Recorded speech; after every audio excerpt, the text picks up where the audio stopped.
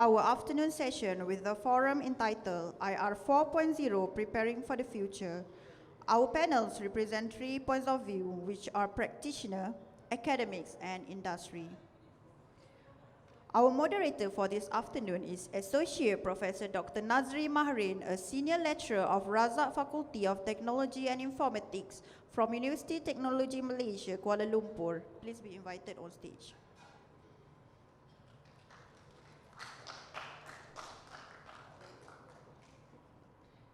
The first esteemed panelist that will be joining him on stage is Dr. Mazlan Abbas, Chief Executive Officer of Favoriot Sedrian Berhad. The next panelist represents practitioner point of view, T.S. Muhammad Zabri Adil bin Talib, Head of Digital Forensics Department, CyberSecurity Malaysia. And our third panelist represents industry perspective, Mr. Brent Muir, Head of Cyber Forensics, Standard Chartered Bank.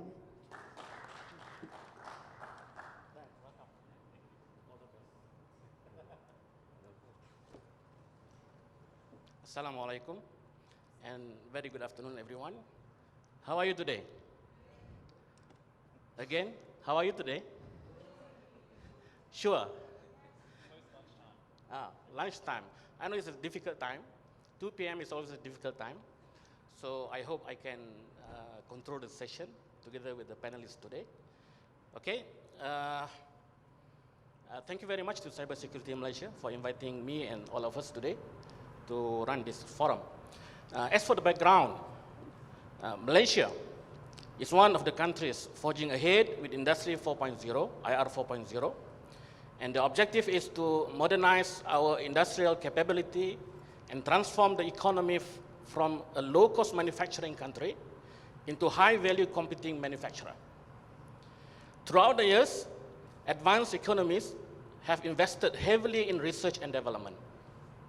According to the EU-Japan Center, the Japanese Internet of Things, IoT in short, market is projected to grow up to US 126 billion, 126 billion by 2020.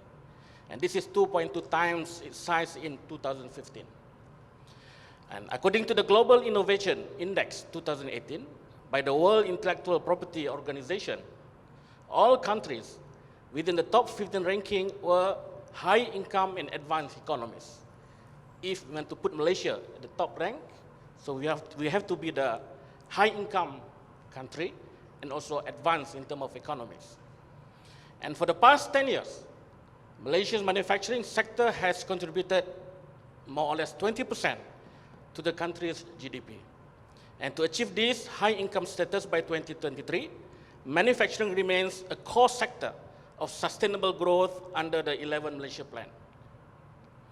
And what happened is many firms attempts to maximize productivity and profitability while being cost effective by leveraging on disruptive technologies in IR 4.0, for example, IoT, AI, big data, automation, and robotics, and more. According to NST, news in August 29, 2019, Malaysia faces slower adoption rate of IR 4.0 with only 15 to 20% of companies in the country migrating. This is according to the recent news. And according to the industry research firm, which is International Data Corporation IDC in short, recently revealed that Malaysia's future workforce was unprepared for IR 4.0. Quite shocking, isn't it? Malaysia Industry Development Authority, or MIDA, in April 2019 said that small and medium-sized enterprises, SMEs, in Malaysia are not quite ready for the fourth industrial revolution, which could spell trouble as the world advances further.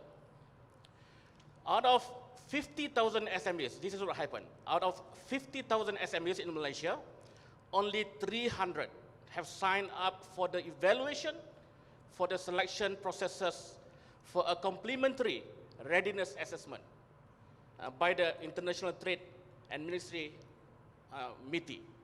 You see, government have put their initiative to create the awareness, but the takers are still very small. Okay? Despite the rapid emergence of IR 4.0, there are still many local firms who are unaware, that is, may transform or replace their existing production methods altogether. They are not ready, they are not aware. Okay? In time, technology will transform the overall market structure. This is what's going to happen actually, and revolutionize to more efficient production methods. Okay? And this brings to the main question today. Is Malaysia fully prepared for IR 4.0? How to prepare for the future? This is the topic given to us today. Okay? My job is to scrutinize all the panels. And my job is to squeeze all of you, like squeeze an apple to get juice, and make all the audience happy.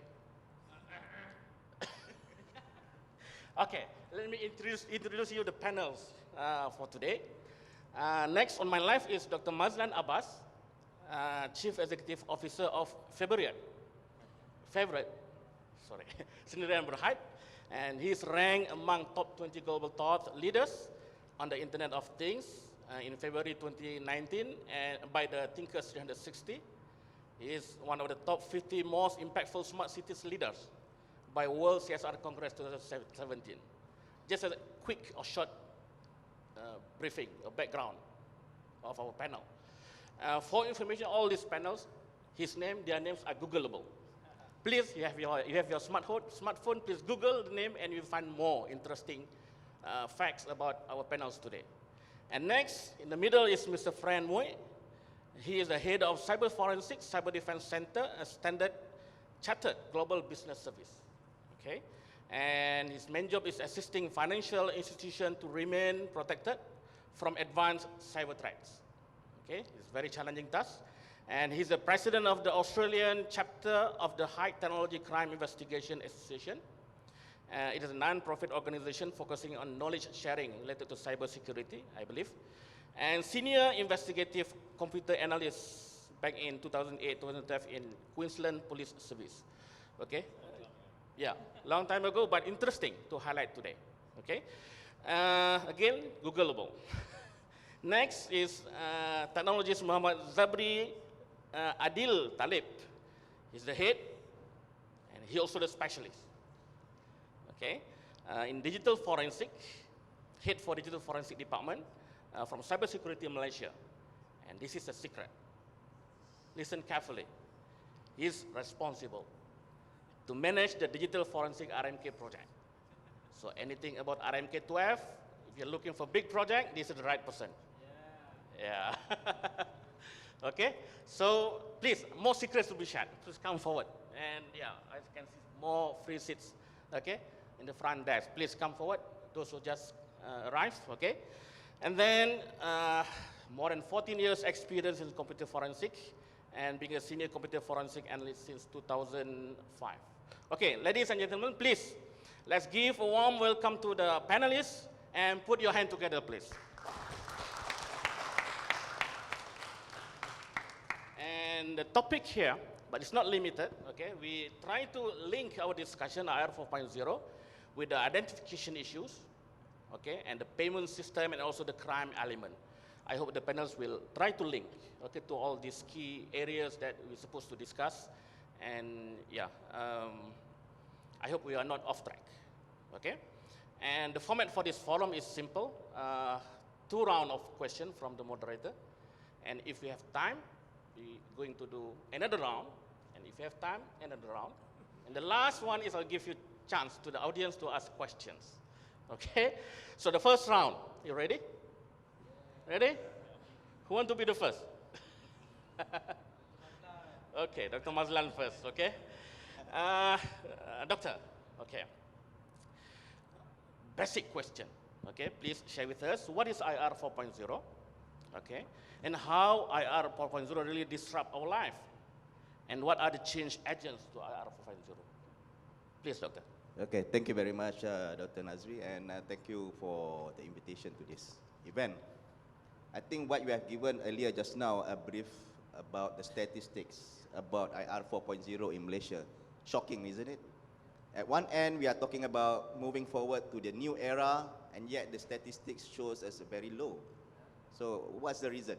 I think one of the main reasons is that we are late in Googling even the word IR 4.0. MashaAllah. Did you know that Malaysian, if you look at Google Trend, Malaysians start to Google the word IR 4.0 actually last year. Last year.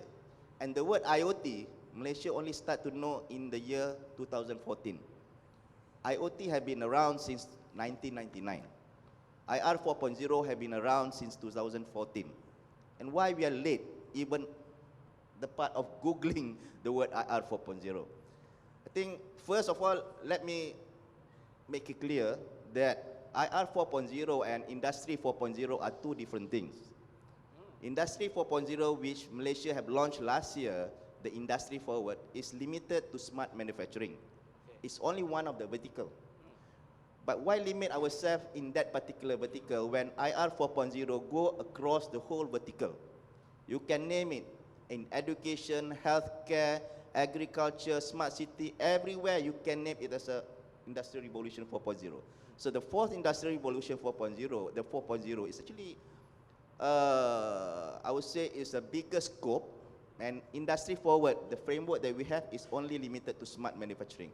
So I think that's one of the misunderstanding. The second misunderstanding about not to really understand about 4.0, because suddenly we are being bombarded with 4.0, whereas we didn't realize that what is 1, 2, 3, and 4. Yeah. So let me go take a step back before we really go into deep about 4.0. I give a very simple example. If you are in the era of the era of 1.0, IR 1.0 is when we are working with manual and physical tool. The era 2.0, when you're using anything, machine which is electricity based. The 3.0 is when internet is being introduced. Anything that goes on internet, you are in the era of 3.0. In the era 4.0, when it is intelligent. So you have technology like IoT, big data analytics, robotics, AR, VR, blockchain. These are the new technologies. So in which era are we in now? So I give a simple example. If you're in the era 1.0, your registration is pen and paper. If you're in the era of 2.0, at least you have a computer in front of you for registration purpose. If in the era of 3.0, you have online thing. And 4.0, you go in with facial recognition. In which era are we in during registration? 1. Okay. Let me give you another example. Yeah, very honest audience. Let me again another example of maybe education. If your classes is being taught by the teachers using whiteboard, blackboard, 1.0. 2.0, at least you have a projector. 3.0, you have online. And 4.0, you have augmented reality.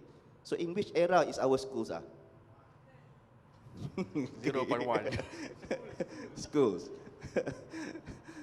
So you can imagine that.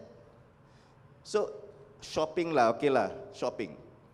If you go to any shops, you pay by cash, 1.0. At least buku 35, right? To save your And 2.0, at least you have a cash register. 3.0, you have a credit card. 4.0, that's e-wallet. So which era are we in? At least in rural areas. But urban areas? So when we evaluate and we ask the industry, and what they say that we are 2.7. 2.7. So in the era of industrial revolution, that's the reason why they call it R, the revolution part. It's a revolution. It must be a sudden and dramatic change if you want to move from 3 to 4. It's not the IE 4.0. It's not industrial evolution 4.0. Evolution is very slow and gradual. So the way that we move from 3 to 4, it's like we are using for evolution. So we don't want that. It must be a revolution base. So that's why we have that misunderstanding first where we are. We thought that we already have advanced. Of course, in rural areas, they are still very far. The 4.0 have been adopted in the urban areas. So the big gap now is not only the bridging the digital divide. The gap of 4.0 is becoming bigger between us and the rural areas. So this is something which is very challenging for many people. And, you know, hopefully one day that, you know, what we feel is that a lot of these, the implementation where the government have trying to push, of course, smart manufacturing is one thing, but we also need other ministries to look into their different verticals. Education, healthcare. So what do you mean by healthcare 4.0? Is it operations through 5G network? You know, or using augmented reality to control your operations? That's the level. Otherwise, you still go to the physical clinics and face-to-face with your doctor. So if you have at least online internet, then you're at least in 3.0. So most likely, all of us have internet tools, your mobile device. At least all of us are 3.0. But in many cases, people are still using manual things. They want to go forward, but still they're holding on to the physical part. So the old ways of doing things. So I feel there's a lot of challenges with, you know, with what the 4.0 is. You know, the user wants to move forward, but yet we are not risk-taking. We are going to see that what's coming now is that a lot of new generations coming into the workforce are the 3.0 people, the 3.0 workforce. These are the internet savvy kind of people. And the people who's holding the role of the management, sometimes they are the old school guys, where they don't like internet, so they don't like IT. So we have difficulty in closing the gap. So this is the challenge that we are facing. For example, like us, we are technology providers. We want to offer certain services, but on the other side, they have difficulty to understand the benefits. They have difficulty to understand how they can transform the organization. They even have difficulty how to take the first step towards that 4.0. I always give an example. Have you ever tried bungee jumping? No? You stand at the edge, how do you jump? Someone need to push us. Yes. That's the only thing that you can do. The only thing that you can jump is someone push you. Otherwise, you still stand at the edge holding on to whoever at the back. So that is not, if you want to have that jump, the revolution part, someone have to kick you out. To kick you. That's only, it's a wake-up call. Otherwise, within 3 to 6 years down the road, or 7 years down the road, either we're going to be obsolete or we're going to be less competitive. Yeah, thank you, Doctor, for sharing. I think this is the right perspective that you should have, okay? Still a lot to do. What we have so far, IR Forward, is only focusing on manufacturing, only one vertical, like what you said. And there are many other domains or vertical that we need to take up, okay? So, Brent, next, okay? From financial institutions, since you are from Standard Chartered, okay? Point of view, do you think IR 4.0 can influence financial sector? And how that IR 4.0 can be linked to the financial institutions? Maybe you can further elaborate on that, because all of us here today have to deal with the financial institution almost every day. Okay? Yes, certainly. So firstly, obviously, coming from a background where we have to protect financial institutions, I always tell people that it's a very difficult job. You know, you think of most businesses and you're trying to protect your own internal assets. We actually expose our critical assets and, you know, ATMs and platforms to the public, which means we've got a very difficult job to provide security to our customers and our clients, which we do 24/7.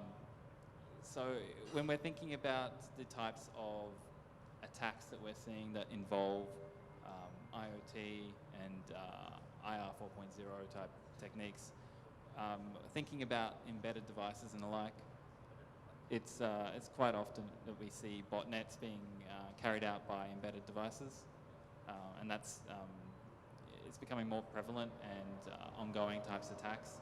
And we do see other areas where I guess machine learning is taking its place involved in that crime element. So, for example, when you think about any application, you think about how hackers will try and find vulnerabilities. These days they're using automated tools such as fuzzers to analyze and iterate the application until they find a bug which can be exposed. And that's the kind of, I guess, attackers that we're up against these days. So as technology progresses, basically it means that the attack surface also increases. You know, you can't go down to the shops these days and buy a TV without it also having an internet connected component. You look at fridges, for example, IoT devices, they're all internet exposed, which means that your attack surface area is growing and growing and expanding. And from a business perspective, obviously it comes back down to your basic cyber hygiene. So you need to know what assets you've got actually exposed on your network. What devices do you have that can communicate out? Because these are the types of devices where manufacturing isn't thinking about security. They're not, you know, TV makers aren't thinking about the latest vulnerability they need to patch. They're just thinking about pushing numbers, getting products out there. So when we think about, you know, smart manufacturing and manufacturing in general for IoT devices, it comes back down to there being a level of assurance from those manufacturers saying, okay, we're going to spend our time and our effort to ensure that consumers are protected, and at least, you know, give some kind of warranty and some kind of time frame to say, for the next 2 years, you will get these patches. And you look at things like the Google are doing with Android these days, when you buy a Google device and it's saying, well, you will get your security updates on a monthly basis. Even the large phone manufacturers haven't caught up to that kind of level of competency yet. So everything we do is always going to be a catch-up game, unfortunately. It's a cat and mouse type situation when it comes to cybercrime. There's always going to be someone out there who's thinking about the next way around the current situation and how to you know, commit the crime undetected or in a smarter way. Yeah, so when you think about financial institutions in general and what IR4 means to us, as we saw in the previous panel as well, you're looking at the e-wallets and how that's going to play a part and kind of change the shape of the financial markets. And, you know, Malaysia's has got quite a few. We saw there was, you know, there's GrabPay, there's the touch and go e-wallet and everything else.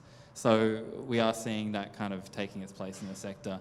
And I think the regulators are starting to wake up to the need to monitor those a bit more, because coming from my old role where we spent the whole time looking at financial crime and we were investigating you know, cryptocurrency exchanges and the types of fraud and IOC scams, you know, that they were doing, like initial coin offering scams, for example.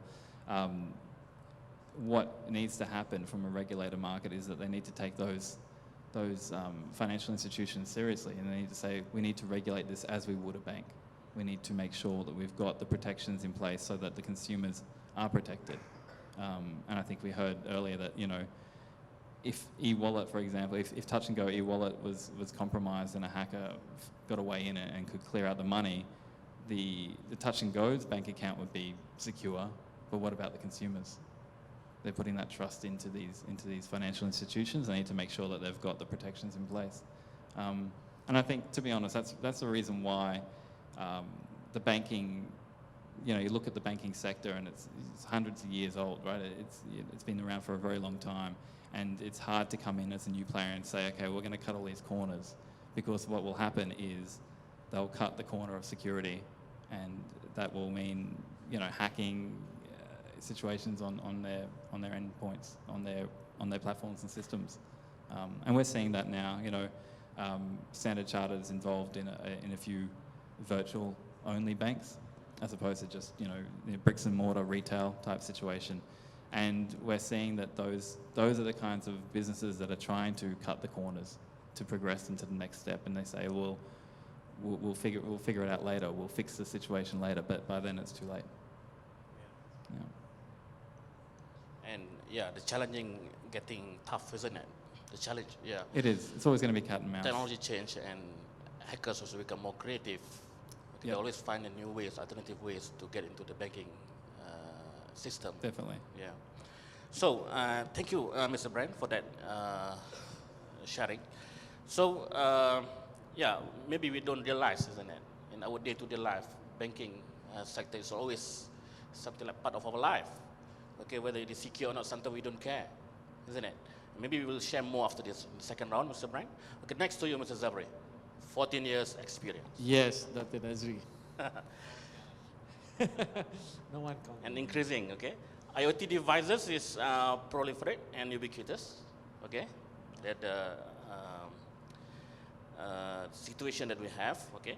And this leads to issue of forensic, since you are from the forensic department, okay? Yes. So it's difficult to trace, okay, the activities maybe, okay, when we have the ubiquitous and proliferate kind of IoT stuff, okay? It's everywhere, okay?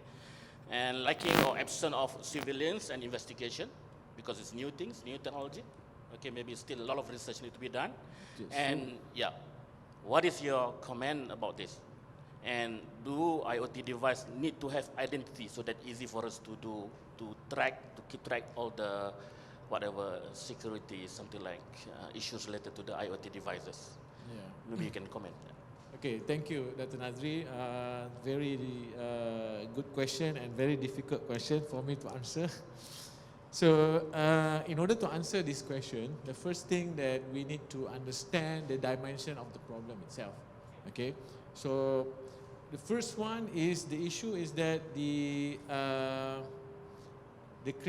critical IoT implementation. Okay, when we talk about IR 4.0. It will involve the element of sensors, the element of IoT devices, yeah, whereby these devices will collect the data and then it send it into the central processing, and they will come up with some data that can be used for automation, and these sensors or these IoT devices mostly did not keep any kind of record or activities. So this is one of the dimension of the problems, whereby in forensics, we always focus on the data stored inside the devices. So one of the challenge or the issue in IR 4.0 is these are all merely sensors. So when anything happens, so we want to conduct investigation, most of the IoT devices don't have information. And then inadequate tools, forensic tools. Because of these IoT devices, they come up with the market very rapidly and then proprietary in nature. So there is no specific tools to acquire or to extract out the data from these embedded devices. So that's one of the challenge. You have to do it manually using these chip adapter tools, and then because of the file system of the data is also proprietary, it bring another challenge in terms of the analysis part of it. And then if there's some devices, IoT devices that are able to have some certain data inside of it, but it only reside in a certain period of time, whereby when it will be purged. So when it will purge after some times, so there is when you want to conduct analysis, the data was not there anymore. So there is no guideline. Everything is according to the manufacturer, depends to the manufacturer. So this is one of these the challenges. So as for now, for the digital forensic practitioner, what we do if there is a case involve IoT devices is basically to do it manually, extracting the chip out and then try to extract the data out, and then we communicate or contact the manufacturer to understand more about the devices, to have better understanding how to extract the data out. So this is basically one of the challenge. So that's why since we are in this platform, there is a lot to be done. As for the scientists, most of us is the research in this event is scientists and researcher. These are the area that would bring motivation to conduct more and more research in order to solve this problem. Yeah. So I also agree when you say that the device need to have identity, yeah, because when it involves payments, yeah, payments.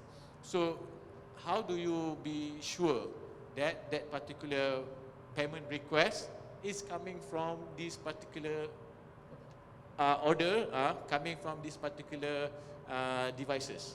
Yeah, we are saying that okay, there is a smart refrigerator where it can order eggs when it detect that egg is out of stock inside the refrigerator.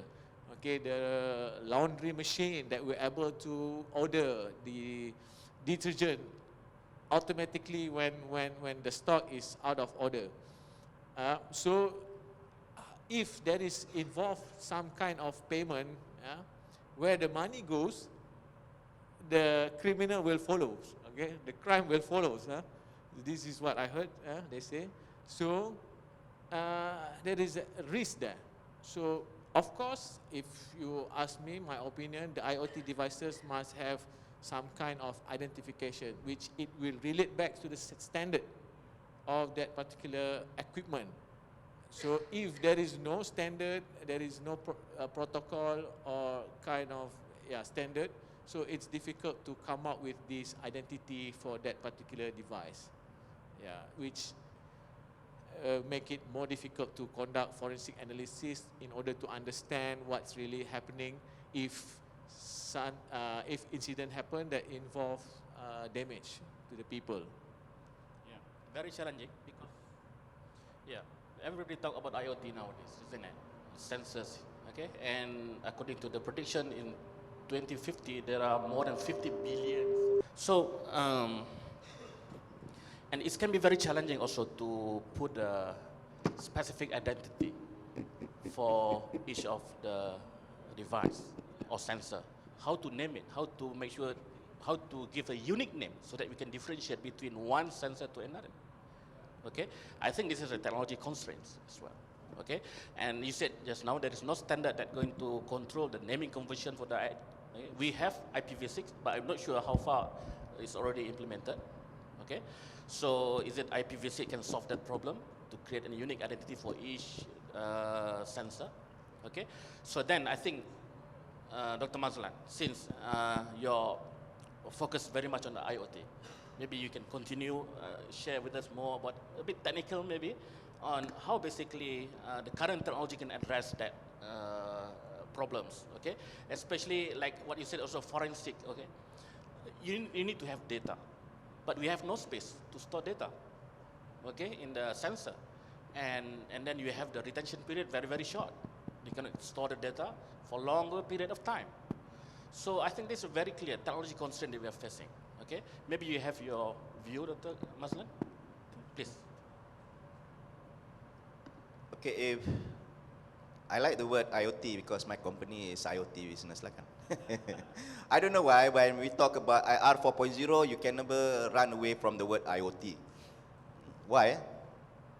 Okay, I think because IR 4.0 is all about intelligence, right? So you need a lot of data to be collected before you can make any decisions, or that decisions to be more accurate.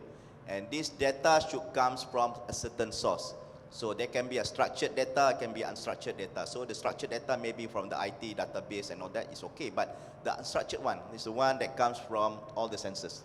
The things that you can imagine, you can imagine of, it can be connected. You know, anything. Your glass, your table, your chairs can be connected. So, so it becomes a lot of challenge because I'm not sure, because some of us might have like 5 devices connected. So you must know what devices you are connected with. So for us, for me, I know that I have a watch, I have a phone. In my house, there's a light connected. My speaker also connected. You know, my weighing machine connected. My blood pressure connected. So I have a lot of connected devices, and these devices have its own naming, okay? So it depends also of how you want to protect the data. For me, there are various ways to protect your data because the data can come in different places. So I think if you look at the whole 7 layers or the OSI, so it can come from the physical layer, the data link, the network, the transport, you know, the session, the presentation layer up to the application layer. So all of these have their own identification way of how to identify it. So it can be from your IP address as the individual, but that becomes only a device. But as a device, there's a lot of other sensors within that device. So you want to know which data that comes from which particular sensors. You know, maybe 10, 20 devices into one device. One device is only one IP address. But the individual devices, does it have another address? I'm sure like a MAC address, you can do that, right? So every devices have their own unique RFID. So RFID can also have their own unique RFID. So, but the question is, I'm not an expert of security, but I do believe that we can secure in all levels of the 7 layers OSI, but the weakest point of any hacking and all that is still depend on the human. So, and the application layer is one that you can have a very complicated authentication, but human still is the one, the last person to key in the password. And that's where the loopholes come in. One IP camera, you might remember the IP address, but when you deploy the whole smart city with thousands of IP camera, how do you remember all the IP address, the login, access and all that?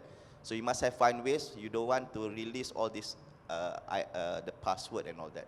So that's one way for us. I think human, I think, is the last weakest point of the whole value chain. We cannot run away from the people aspect. Human. I just wanted to. Yeah, please, if you want to continue. Just wanted to add. It probably comes back down to the concept of zero trust networks for authentication. Hello. Closer, Hello. yeah. Can you hear me? Yeah. So that's the concept of micro-segmentation and assuming breach. It's kind of like X-Files. Trust no one. So you trust no one, but you verify. So you kind of associate a user with a particular device through behavioral analytics, and you say that device can access this application. And you make it that granular, and you say, okay, well, only this user on this device can access this application, even if it's on the same platform as application B.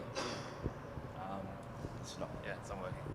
Hey, that's better. Yeah. Now you can hear me. I don't know if people wanted to hear me anyway. Now you've got no excuse. So as I was saying, zero trust networks. It's very loud now. X-Files, trust no one. Right? You remember do you remember the X-Files, 1990s? Hey, it was great, man. It was a good show. Yeah, Fox Mulder, man. He was Scully. Scully, you like Scully? Who didn't like Scully? Anyway, so the concept of zero trust networks means that you trust no one, but you verify. So what you want to do is have micro-segmentation. You kind of say, well, Zabri has this iPad, and this iPad can connect to this application, but he can't do anything else. So even though he's the same user on the same device, if he tries to access a different application he doesn't have authority for, it won't work. And that's what it's all about. So micro-segmentation, multi-factor authentication and the like, and that's how you handle the billions of devices that we're going to be seeing coming forward. Yeah. What is it? The Zero trust networks. and multi-segmentation. Micro-segmentation. Micro. Please search for the definition. Okay, micro-segmentation. Okay, interesting. Okay, I think, Dr. Mazlan, I still have one question. I think with regards to the rapid development of IR 4.0, okay, we have a lot of challenges like we mentioned earlier. And if I can point out, for example, we have challenges to convince the people top-down, for example. Sometimes maybe bottom-up is okay, top-down is not okay, and the other way around, or vice versa. And sometimes we have skill gap in IoT stuff, okay? And then you mentioned data security concern also, the challenge in adopting IoT, and scalability and reliability of the technology, okay? Because, things keep changing. Okay, technology also keep changing. And from IoT evangelist point of view, maybe if you can share with us your top priority challenges, if you can focus and zoom in more on the top priority challenges, that maybe can be a good point as a takeaway point for us today. Okay, in terms of, there are two main challenges, the business side, the business challenge and the technical challenge. There's a lot of research work have been done on the IoT portion and the implementation of IoT since many, many years. Kevin Ashton started to coin the word IoT since 1999. So it's about nearly 20 years ago lah. So takkan lah, I mean, the research of 20 years, you cannot be stabilized. So there's a lot of things that have been done. And, but the business part is the one that really stops. If we talk about our topic, preparing for the future, the business side is the one that is the main big challenge for us to jump forward. I have 4 listed main challenges. One is that a lot of times people just don't know the business case. Yeah, they talk about you know, productivity, reduce cost and all that, but they don't know where to start. So they have difficulty in identifying the problem. So that's one, the business case. On the second part is that IoT go across many divisions in an organization. So it cannot belongs to one, because it's OT, operational technology, and IT, which is the IT part. So when it goes across the whole value chain, it goes across the whole division: marketing, network, sales, human resource, and so on and so forth. So, so you need to break down the silos. You cannot work in silos. Thirdly is that the mindset, the one that I mentioned to you just now, how to jump. So the mindset is the big stumbling block to move forward. But the fourth part is the talent. So what we are facing now is the talent gap. I think we have been moving very fast. Technology has been faster than even the university to adopt the new challenges. You know, in terms of new knowledge, new syllabus, they need to refresh them.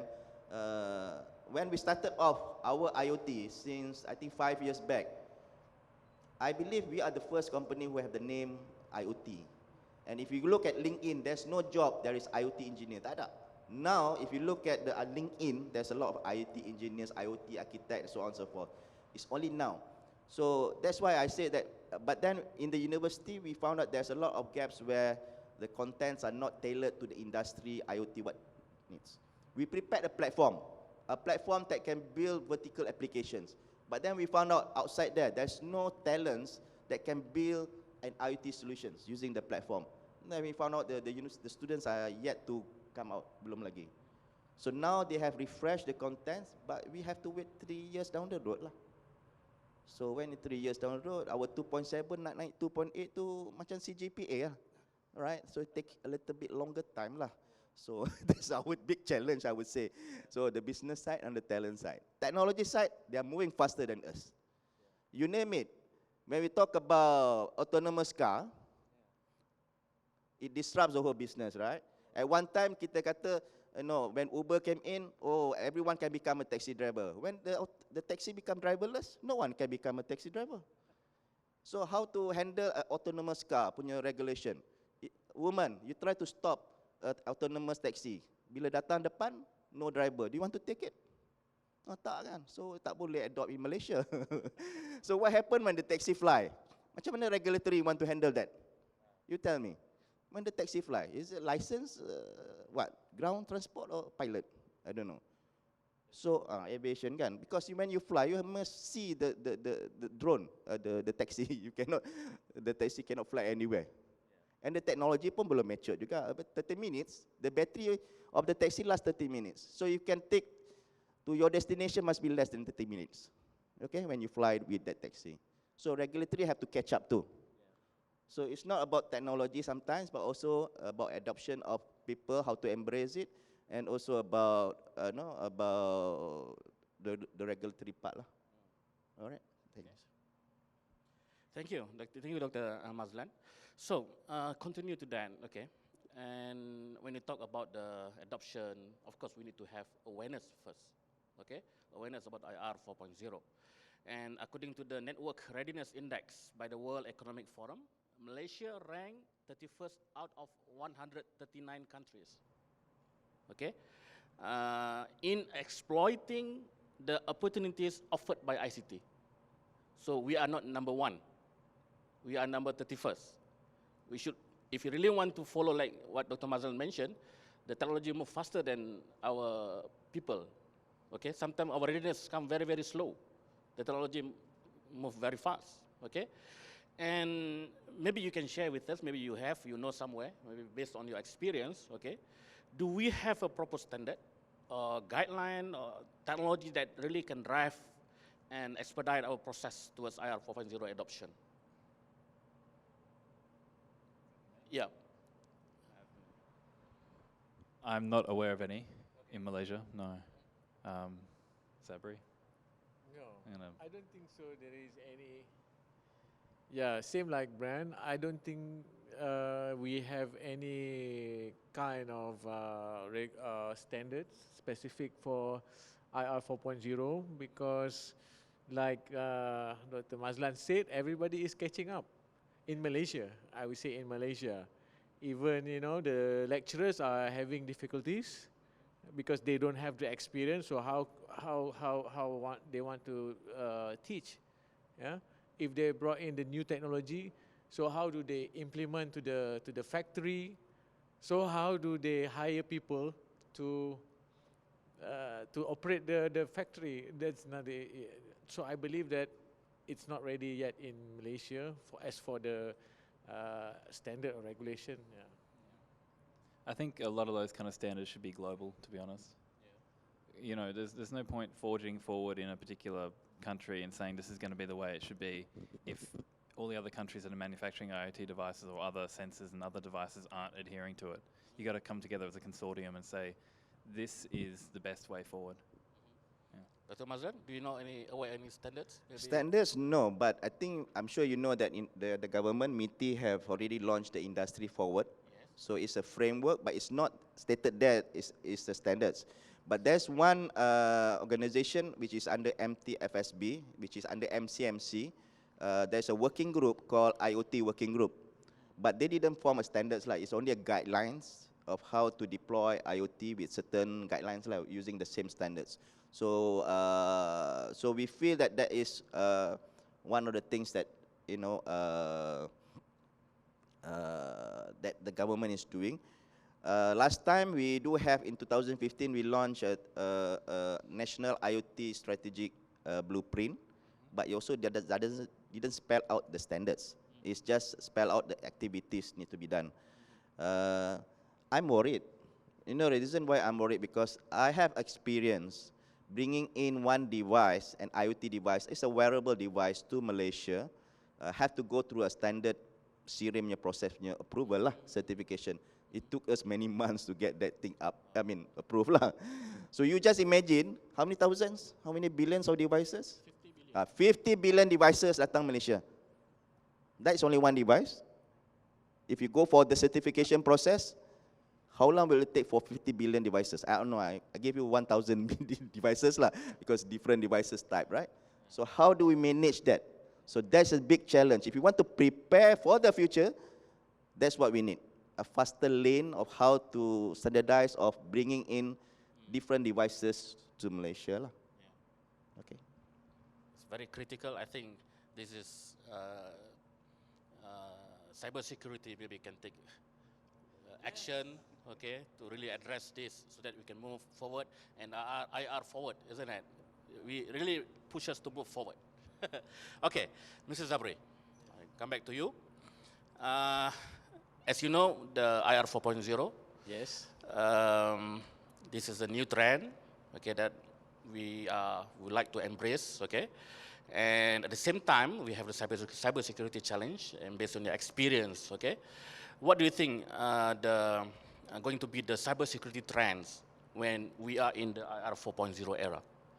Maybe you have some prediction what going to happen in terms of cybersecurity activities, Yeah. okay, when we really fully adopt IR 4.0 technology sooner. Yes. Yeah. It's going to be a big challenge, okay, in terms of cybersecurity in IR 4.0, because the security aspect cut across all. I think there is more. I think it's 10 pillars. There's a trust, and industry 4.0 is one of it. There are also like smart governance, smart city, and all those smart thing lah. Okay, whereby the security aspect will cut across in all these pillars. Yeah, so cybersecurity is going to be in era of IR 4.0 is going to be important and crucial. Yeah. As for cybersecurity Malaysia, we already put it in our planning for RMK 12. So IoT forensics is one of our focus, to be in line with the government direction, to become a smart nation, to have a smart city, whereby all this data is important. Yeah, it can save a lot of money. It can bring a lot of good things about it. So our plan is basically to focus on element of device research in terms of developing the analysis method, yeah, and then focusing on the secure ID protocol, yeah, and also in terms of monitoring, whereby all these devices need to be monitored in a way. For example, let's talk about SCADA system, yeah. So in order to ensure that the SCADA system works perfectly fine, yeah, you need to have this monitoring center, yeah, something like security operation center, so that you can monitor the effectiveness of those systems, yeah. As for the forensic part of it, there must be the element of forensic readiness, which means that, okay, like Dr. Mazlan, you are the industry or people from the industry who, you know, come up with a new solution, new tools. Okay, it is important to have this forensic readiness in mindset, which means that all these electronic IoT devices must have the capability of retaining the data, so that if anything happens, so it can be investigated. Yeah. For example, in let's say Industry 4.0, the MITI is focusing on Industry 4.0, whereby the idea is that there is a factory and it is automated. Everything is automated and interconnected. And then something happened, and then people die. So in order to conduct investigation, to understand what's really happening, you must take a look at the process, at the logs, what's really happening in the background. So the design of these IoT devices must comply with forensic readiness philosophy, whereby all the data must be recorded. Not the data of the operation data, but the process data, the logs itself, what's really happening, so that if anything happens, so we'll be able to understand.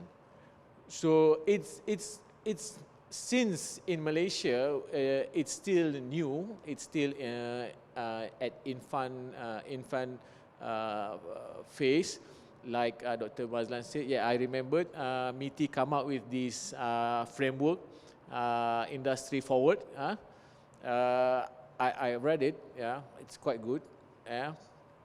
So even though Malaysian is not yet ready, we are at IR 2.7, yeah, but the framework need to be there, and then we need to have the mindset, so that we can prepare of it for this wave when it's arrived. Yeah. So as for CyberSecurity Malaysia, we already put it in our plan, RMK 12.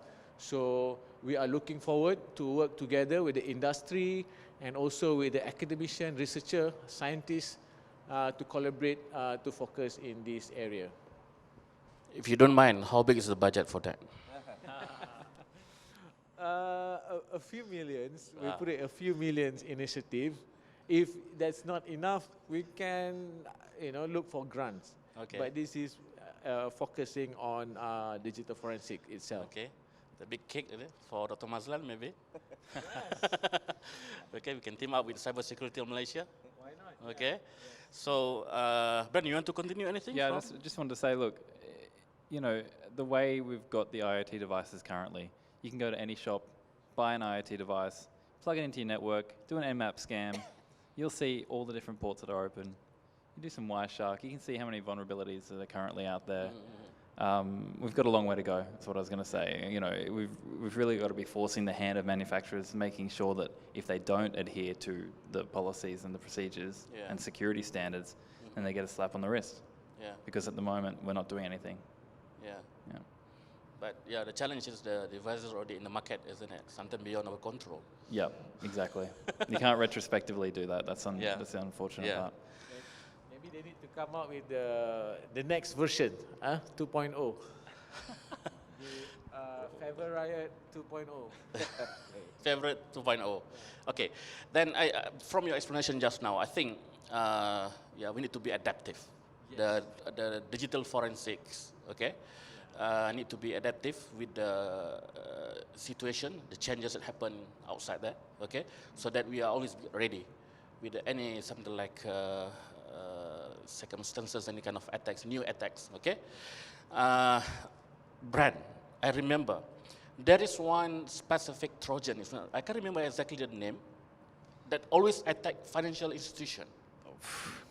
Do you aware about that? Name the one. Name the one. I can't remember, but there is only one specific Trojan that only attack financial institution. That the ultimate goal. There's a lot. There's a I lot. can't remember someone. Huh? E? Emotet. Emotet? There's a lot of banking Trojans out there. Okay. Yeah.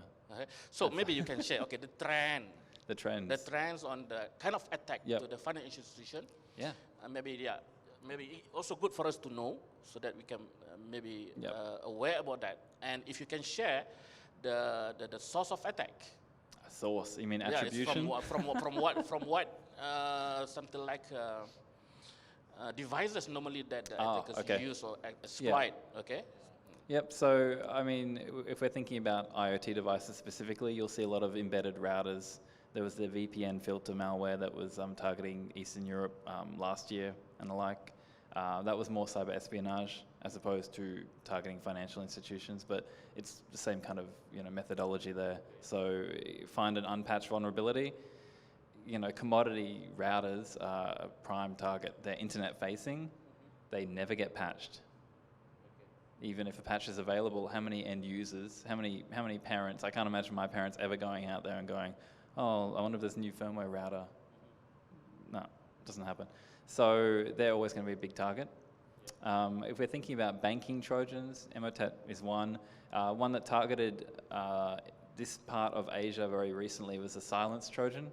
That was different in that it was a backdoor, but it was there to record sessions of user activity. So they spent a lot of time once they got into a network and they were persistent, they would just record the interactions and the BAU activities of the employees at the banks.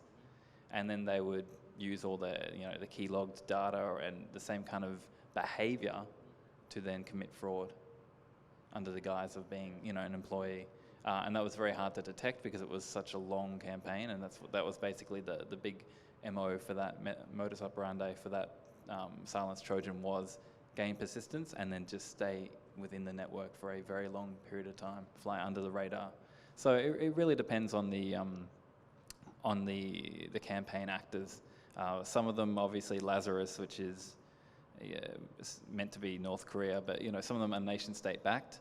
The Lazarus Group targets financial institutions. It also targets just businesses for cyber espionage campaigns. So there's definitely a crossover, and through ongoing campaigns, you kind of pick up what the target is. So we do see those kind of APT groups as well at banks. So yeah, no one's safe, put it that way. Okay. Yeah. Okay, and do we have time still? It's 17 minutes to go. I think we would like to open to the floor. Okay. Maybe anyone would like to ask a question? Mr. Swami from Dell. Okay, Assalamualaikum and a very good evening. Good evening. I'm Rohaya from Universiti Putra Malaysia. Okay. The IR 4.0 have involved a lot of digital devices and a lot of sectors. My question is that is our cyber law aligned with, especially Malaysia, aligned with all this development? If there is an attack or the simple attack, maybe we have a certain law for that. But how about the IoT? The devices that are involved with IoT, is there any special kind of a cyber law aligned with this development or future? Are we prepared with this in terms of the cyber law? That's a good question. Yeah. And you. I can't answer it in terms of Malaysia, but I just wanted to say one thing it did bring up. If your home router was infected with malware and it was used as part of a botnet attack, would you be liable in Malaysia? Zabri, that's for you. Yeah, if the attack is coming from outside country, so there is a cross-border issue. What if it's coming from Malaysia, your own house? You're part of the botnet. We are part of the botnet. Yeah, but you didn't know. Like it's, you know, your device is infected. Are you liable? Reliable. Wow. From the cyber law point of view, do you think we are something like, in terms of coverage, do we have a specific clause mentioned about the maybe IoT stuff, IoT security? In our Okay, in my opinion, according to Malaysian law, there is one law, a Computer Crime Act. Okay. Okay, Computer Crime Act always focusing on unauthorized access, unauthorized modification. So if it is a botnet, yeah, you are the victim. If you can, you have the alibi that it is actually coming from the Trojan. It's your computer has been infected by some kind of malware. Then you're relying on the police to figure that out. Yes, yes. That kind of defense also has been used by the real criminal. Yeah, and then they got away with it because they're able to prove that, hey, it's actually not me, it's the Trojan. Yeah, I think the similar principle applied in this case. But if it involves IoT devices, Dr. Raya from UPM,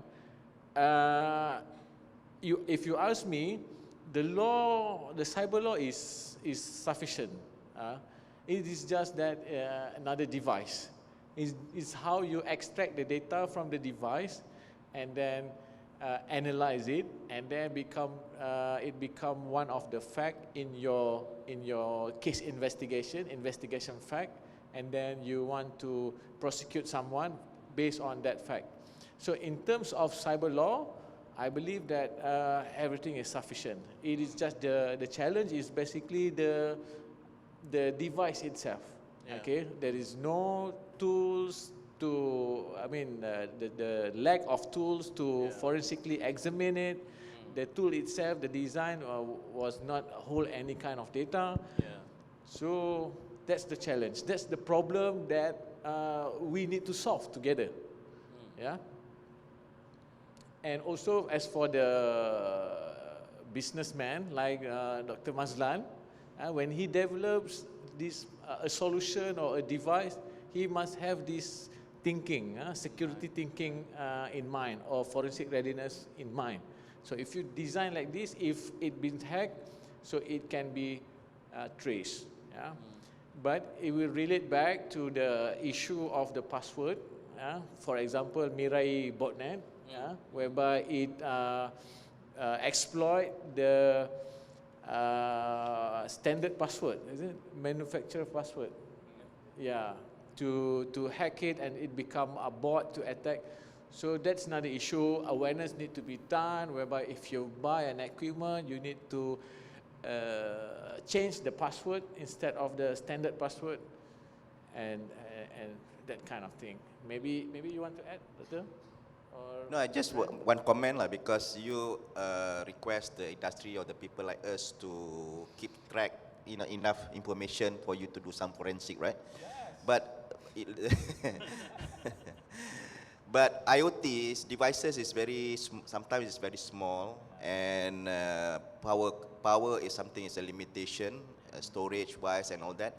So there are times that we can't keep a lot of information within that device. So that because not that we don't want, but because of the nature of the business and the nature of the application scenario.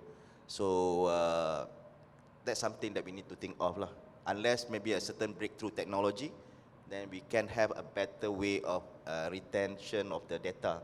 It's more like centralized logging. as opposed to But actually otherwise, on it the goes, device. everything on the cloud is okay. We keep track in the cloud, but within the device, there's a limitation there. Dr. Raya, that's for you. That's your research opportunity. Okay. Any more question?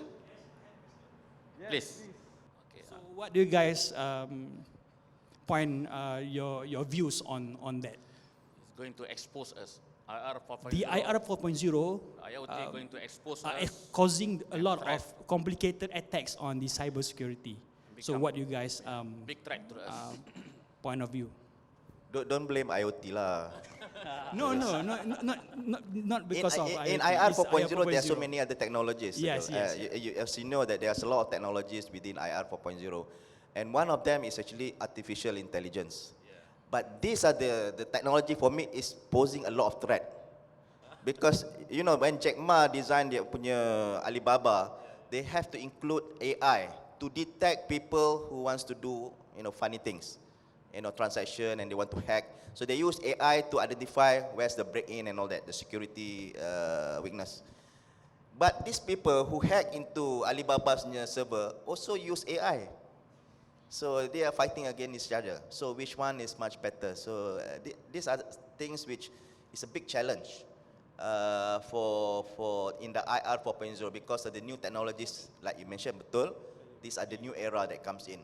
And blockchain, for example, when we implement blockchain, there's no way for you to now see what's going on inside the blockchain, right? People use it for other things lah. Well, it's for the good things, it's okay. But because of the nature, you cannot even hack into the blockchain. You are unable to see. I'm not sure. Can you have forensic on blockchain? Yeah, you can definitely see everything that's happened. So when people think of like Bitcoin, they think it's anonymous. It's not. It's actually pseudo anonymity because you're tied to a wallet or a Bitcoin ID, block ID. So the analogy I always use is tracing currency. So on every banknote, you've got a serial number, and making a transaction with the banknote, it's like tracing where that banknote went after it left your custody to someone else's, as it gets spent around the world. So that's what Bitcoin and blockchain's all about. But there are methods to analyze what's going on and to visualize that. There's a really good tool called Blockseer, which if you haven't used it for tracing Bitcoin transactions or Ethereum, you should definitely look at it. It's really great. I used to use it back in my old job in the government. And yeah, it's read-only in terms of the blockchain, but all the data is still there. It's just a matter of anonymizing it and figuring out who that belongs to. So for any kind of cryptocurrency, you're always going to be looking at the weakest link, and the weakest link is cashing out. Eventually people want to transfer their virtual currency to digital currency if they're scammers, so to speak.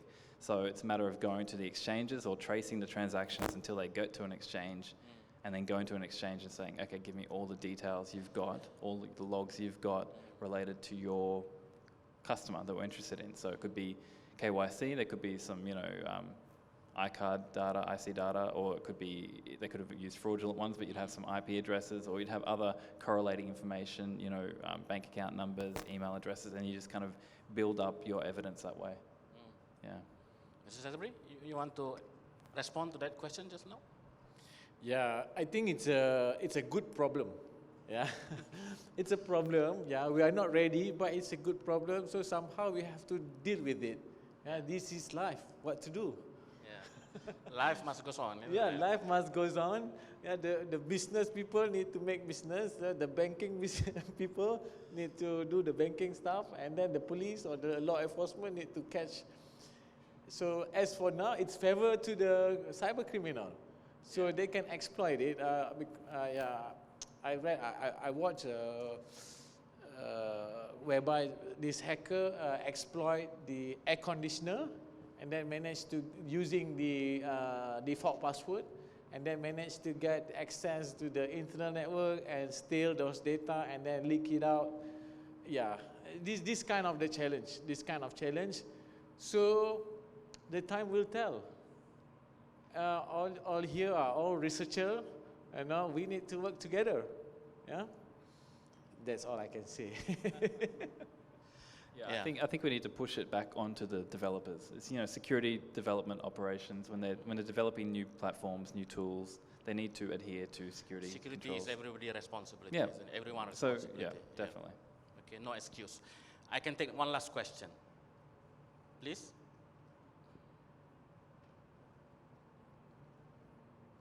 From there.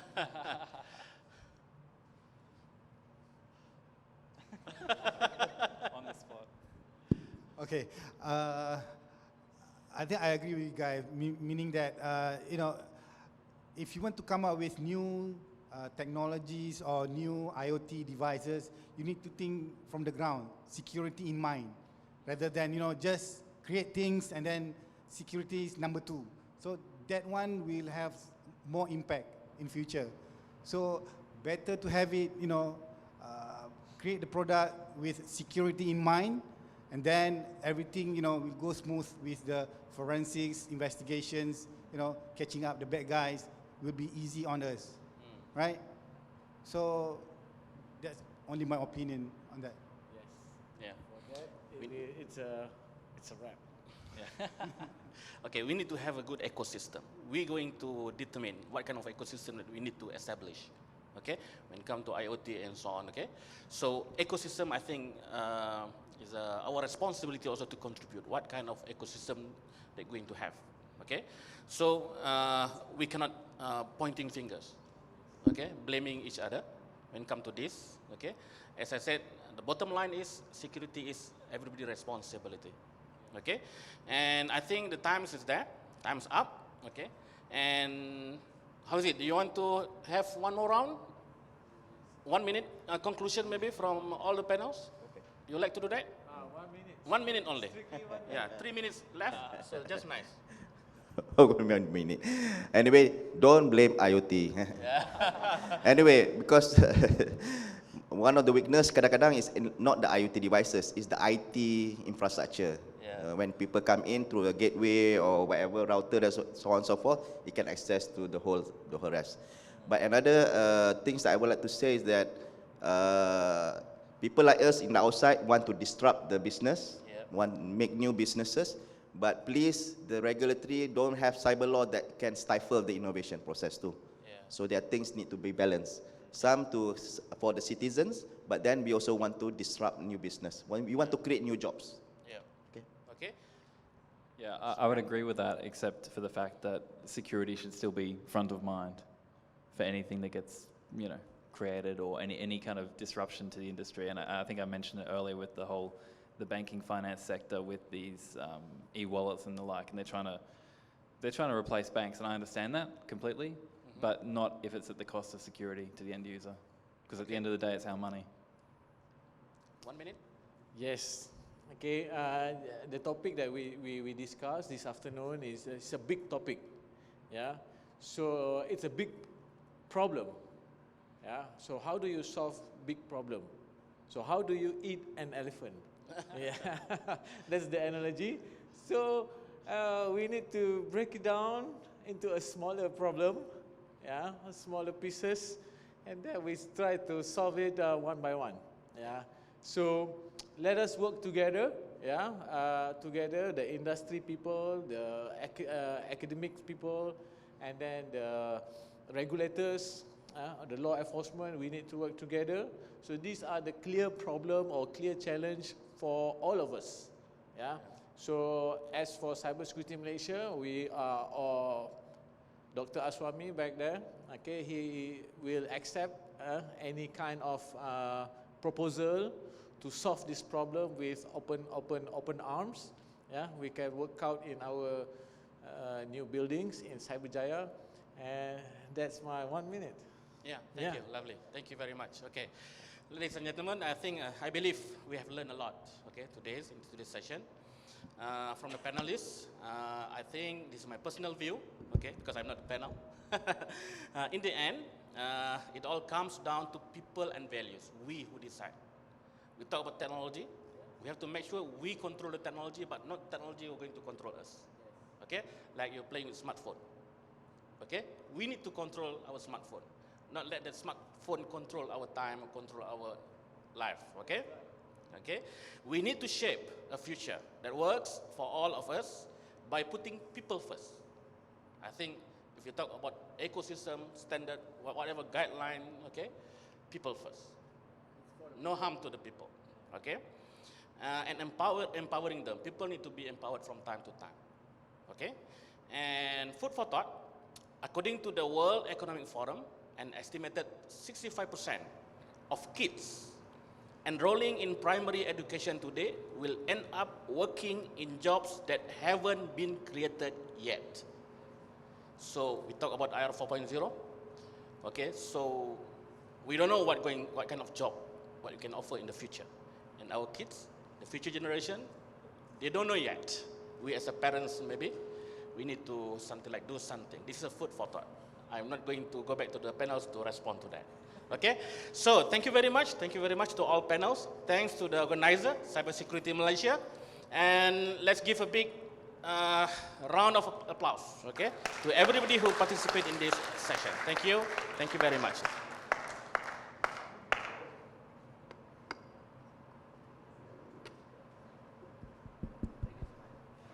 That was a very informative session. I'm sure we have gained new insight in various roles that can be played through innovative cyber security research collaboration in leveraging IR 4.0 inspiration. All panelists, please remain on the stage. Now, ceremony would like to invite Yang Berusaha TS Dr. Aswami Fadilah bin Muhammad Arifin for a plug giving ceremony and photo session. To our first panelist, Dr. Mazlan Abbas, Chief Executive Officer of Favoriot Sdn Bhd.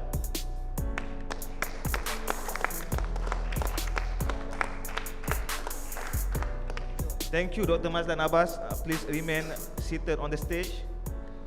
To our second panelist, TS Muhammad Zabri Adil bin Talib, Head of Digital Forensic Department, CyberSecurity Malaysia. Thank you, TS Muhammad Zabri Adil. And to our third panelist, Mr. Brent, Muir, Head of Cyber Forensics, Standard Chartered Bank.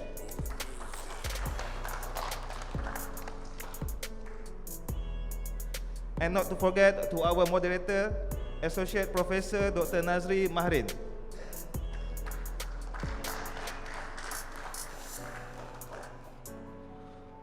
All panelists, please stand for a photo session with Yang Berusaha TS Dr. Aswami Fadilah bin Muhammad Arifin.